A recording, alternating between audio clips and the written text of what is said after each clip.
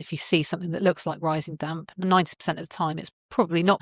And came up at a recent webinar that it was general rules or general principles for diagnostics of damp, and that what was in the webinar was that in the context of social housing, which is typically post-war properties, rising damp's relatively rare. And if you see something that looks like rising damp, 90% of the time it's probably not going to be, and you should look at condensation and penetrating dampness, raised ground levels, things like that. But the comments was just non-stop. Rising damp does exist. Rising damp is really common. You think, yeah, in the wider environment, yeah, but if you're looking at post-war properties, probably not. But it's just, people love talking about rising damp. People love the argument, which is I normally steer away from it in any way, shape or form. But it just happened to come up, and you just think, yeah, it's just, you're missing the point that this is in the context of social housing, and the important message is a boy died and we need to do something about it. But someone wanted to be right.